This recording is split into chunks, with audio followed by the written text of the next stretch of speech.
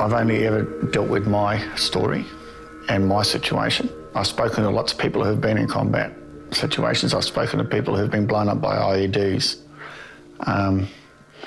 Each one has their own personal story and trauma, and these just happen to be mine. I ended up going to Afghanistan in 2003, and that was when Helen Clark went to Afghanistan and Iraq, and I was appointed her military assistant for that tour. In armoured vehicles. There was a lot going on back here in New Zealand about whether or not we should be involved, and I believe, having sat there and talked to her for many hours, what she wanted to do was actually get firsthand an idea of actually what decisions she had made to put people in harm's way for those two missions. To be honest, at that stage, before I had met Helen Clark, I didn't have any idea whether it was a political stunt or whether it was, her genuine interest in caring about deployed NZDF personnel. But after seeing her in both theatres of operations, all credit to her, she was there because she was the Prime Minister and she cared about what she was doing with our troops and putting our troops in harm's way. Kabul, when I got there early on, it's very much like the Wild West. Being out with my two Marines on our way to a job to an embassy, you come around the corner, we hit a five-way intersection and there was a traffic jam. Around the corner, bang, you're stuck in a traffic jam. No cars moving, lots of horns going. It was middle of summer, so it was pretty hot. You look around and you see on the sides of the streets the Afghan National Police standing there with their weapons. That's when I noticed an individual wearing a burqa, which is not unusual in Kabul, a burqa walking around, someone in a burqa. However, this individual was walking from car to car and window to window and looking into the windows to see who was in the cars.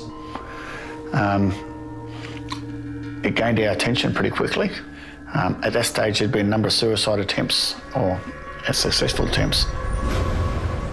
As the person got closer and closer to the car, the tension in the car got to crescendo level. I had pulled my SIGs out. I remember vividly, sorry, it just gets to me a bit. The individual looked at the front of the car, looked through the front window, and could see we were service personnel. The individual then came to the window where I was sitting, right there, and looked right in, and all you could see the eyes through the netted burqa, through that bit part there. And I just remember a black stare that came out. And it was like, I don't know how many seconds that was, and then a hand came out from underneath the burqa. And you would expect the hand to come out would be a delicate or maybe a weathered female hand. But this looked like a male weathered hand, quite big and chunky. At that stage, I grabbed hold of my weapon, my pistol. I looked at the person and yelled at them to get away, get away. At that stage, the two Marines who were with me had raised their weapons. One had an M4 pointing here, out the window, and the other one was in the back seat pointing the M4 out the window there. So I had these two muzzles right next to my head like this, and I was trying to tell this person to piss off. Our situational awareness was we knew where all these people were with weapons around us, and quickly doing a risk assessment in my head was, this could go one way or the other. If the suicide bomber went off, there was going to be history anyway. Or if we harmed that person, we would be stuck in a traffic jam, unable to get out, outgunned with a whole lot of civilians around us. And God knows how many weapons were in cars you can't see. So at that stage, I pulled out my pistol. I raised it and I pointed it with my finger on the trigger, safety off, and pointed it on the glass at the person's head. Said, I'll shoot, and then started to use the pistol in a way of saying, get away, get away. At the same time, the two Marines were going, should I shoot, should I shoot? And yelling, should I shoot, should I shoot? And I remember saying, no, don't shoot, don't shoot. The person eventually moved and we watched them track down the side of the vehicle. It seemed like it went on forever, but it was only seconds, this whole incident. But everything went slowly. Forgot about the incident. Got back into the compound.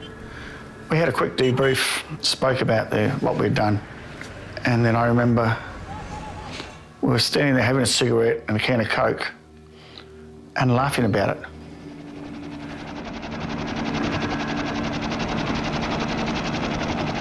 Over that 6-7 month period, we conducted a hell of a lot of combat operations,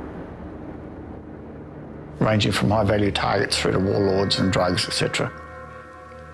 I would say in that 7 months there was periods where operations caused collateral damage and innocent people did get killed. Sometimes I've questioned my role as to whether or not I may have contributed to any of that. I've thought about it and mulled over it, and still today I don't have 100% clarity of whether or not I did or I didn't.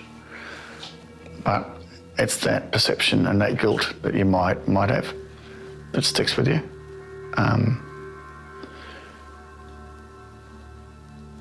And I think that's one of the hardest burdens to live with.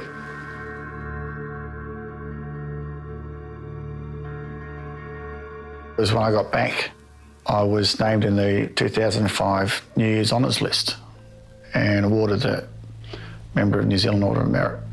So I had been recognised for my service. But by that stage, my disillusionment with the Army, I started to think about what I'd done in Afghanistan. And then when I went to Government House to get that award, whilst on the outside, you know, I looked like a professional soldier and things like that, but on the inside, I didn't feel like I deserved it. But internally, I was broken. Nancy, my wife, she started seeing the change straight away. But in 2006, Nancy had said, you know, she'd had enough of my behaviour. So I put my hand up and I said I'd go and get an assessment, and that's when I was first diagnosed with PTSD. So I went to counselling and had some pills, so I was all good again. And then the behaviour started again, the drinking, the isolation, the avoidance, the mood swings. So every 18 months this was happening until it finally culminated in 2012, where I perceived I'd damaged my family, I'd damaged myself enough that it was time to end my life. And whilst there'd be some grieving from my family and friends, after a period of time they'd get over it and they wouldn't have to deal with me anymore. After my first attempt, I thought I'd hit rock bottom, and I thought, well, I'm lucky I'm still here. And so I went back to counselling, but I knew in the back of my mind that nothing was working. And I didn't want to admit that there were bigger issues at play. So it wasn't until my second attempt of my life and ending up in intensive care and then coming out of a coma that I saw my wife and my daughter. And people say it happens, and you don't want to believe them or not, but a light came on somewhere. And my whole brain went, okay, you got to stop. You're back with the living. You got to start making a change and admitting that there's issues. And that's when it all started. And that's when my road to recovery started.